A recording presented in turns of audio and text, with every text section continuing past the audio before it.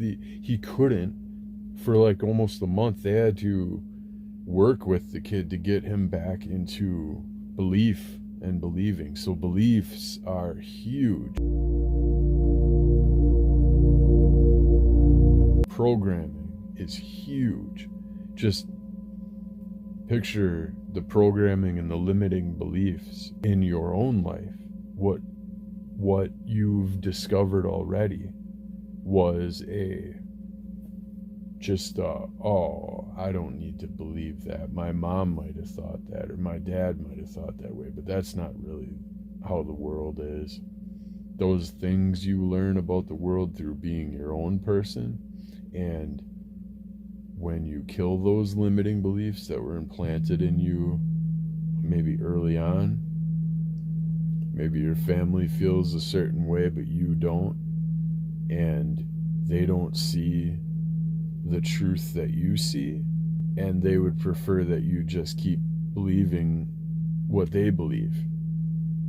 It's a limiting belief that holds people back. So by the time you get into teenage years, it's all but shut off. It's like the this is kind of funny, but it goes back to the Peter Pan thing, right? Like, the kid didn't want to grow, or what was it, Wendy didn't want to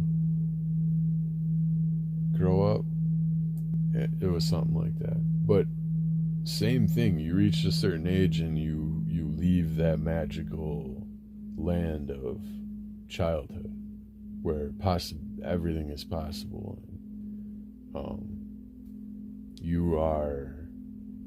I just remember being so big in my structure, but things outside of me being also so much bigger than they are now.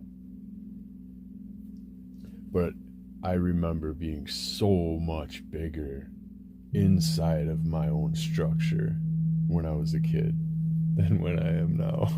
Call it the limiting beliefs, but it's like you feel so empowered as a kid, and then just over time your little empowerment orb gets, and just think of that. Think of how invincible you felt as a kid, and compared to your understanding of how things actually are, could even be a limiting belief because you haven't been proven, or you haven't proven yourself otherwise yet. So keep working on it, I guess. But it really is what we tell ourselves is ultimately what defines our reality. And these tremendous doctors, these awesome channels that I'm finding, these inspiring stories are just proving that we have this power. It's actually proving it now. It's not just being talked about. It's not just being denied by other people. Like, you hear things like this, and of course there's going to be skepticism, but there's forces out there that don't want this information getting out. They don't want us to know of our unique abilities like this. With proof, though, you can move beyond denial at that point. When it is irrefutable that this is actually taking place, we move out of that dismissibility.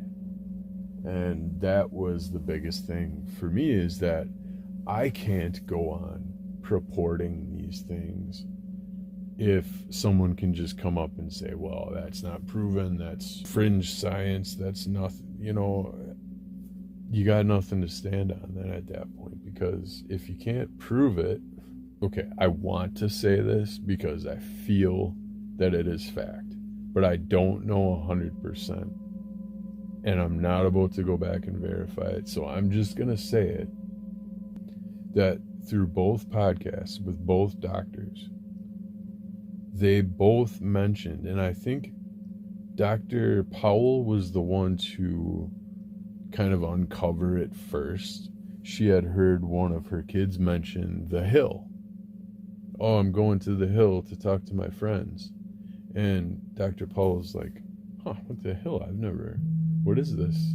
Oh, it's just some place she goes telepathically to connect with other telepathic autists.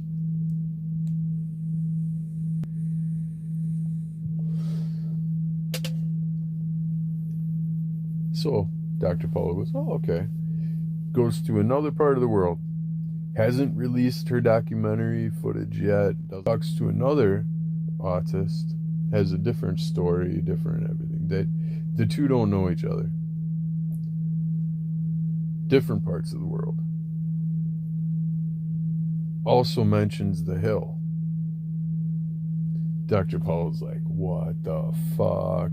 This is an actual place. Like, these kids throughout the world are discovering how to go there and talk to other kids like them and talk about issues with the world and talk about problems with autism and talk about, like, understand each other, feel each other, speak with emotions with each other telepathically. That finding out about the hill was absolutely incredible and inspiring for me.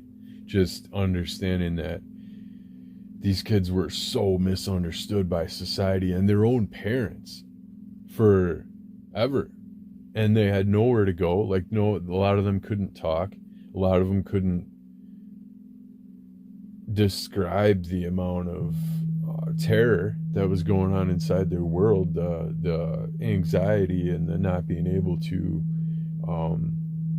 stimulate emotions. I feel like they finally have a voice now, which is incredible. And they have the hill, which is, okay, so what I didn't want to say before is that both doctors, Powell and Chan, mentioned the hill, which I can't really confirm, but I know it's a Powell for sure. Because she even said that after she saw the first couple cases of geographically separated, totally separated autistic kids who wouldn't have been able to otherwise find out about this new thing called the hill. Not that there's like some kind of I don't know, maybe there is some sort of an autism forum out there where they mention this telepathic thing called I don't know, it's a possibility. But at the time, Diane's research hadn't been released yet on this telepathic thing that she was uncovering. So at the time, it was reasonable to suspect that the hill was not even knowledge on the internet, or maybe it was very localized knowledge, or it could have been, but it actually wasn't, because of this telepathic communication. Everyone knew about it, but yet never spoke of it until Diane uncovered it. I think that's absolutely incredible and good for them. I've heard of other people who perceive telepathic abilities who have been interested in reaching the hill. And I think it was actually Dita. Dita actually looked a little defensive when asked about reaching the... Oh, it was Dita too. So, okay, it might have even been Dr. Paul, Dr. Chan, and Dita all talking about the hill, potentially. But regardless, Dita seemed a little bit defensive when talked about like an outsider going to the hill, a non-neurodivergent. I forget, she might even have a name for him. With the abilities, but not being, like them. Where, the communication even is going to be a lot different, because autists communicate a lot in emotions and feelings. And so the language is going to be totally different to someone who might not perceive emotion in the same way as someone who is neurodivergent. So,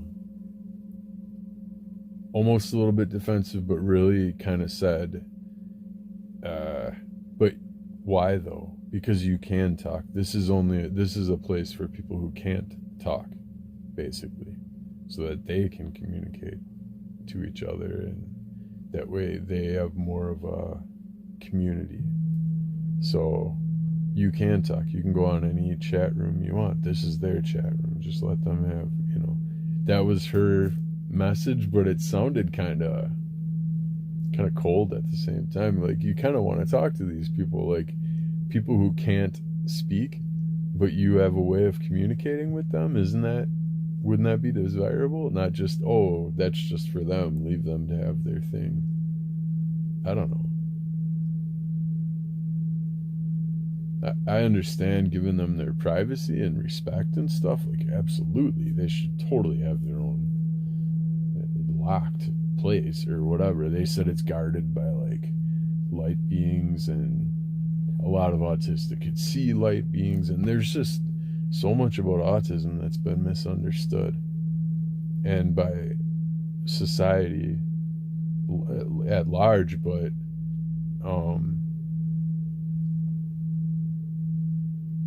more and more is being understood because we're able to connect to these ones who can't speak. We're listening to what they say, and what are some potential applications in the world where this could really benefit us? This could lead to innovations, or change the way of doing things, or change the structure of things, because we know so many structures right now are incoherent. We need to find a way to make them more coherent for everyone, and supportive, and a thriving thing for everyone, and not just the select few. Too many systems favor select fews too often, or favoring selection in general. But I believe that a lot of this can open some of these doors. And so if you have any ideas for, how could this change our world? I think it is world-changing discoveries that they're making, potentials within us, teaching kids how to be able to do this at a young age, and then as long as they don't lose that through programming, be able to continue to do that throughout their life, reading each other's thoughts, feelings, being able to see what's in a cabinet drawer. This is huge, and it's been proven. So I'll drop the links to those podcasts. They mention events, public events, where this has been proven in public and had, a huge, awakening, but an awareness of this thing. So I'm excited to see where it's gonna go, and let me know what you think. But until next time, never stop spreading your light.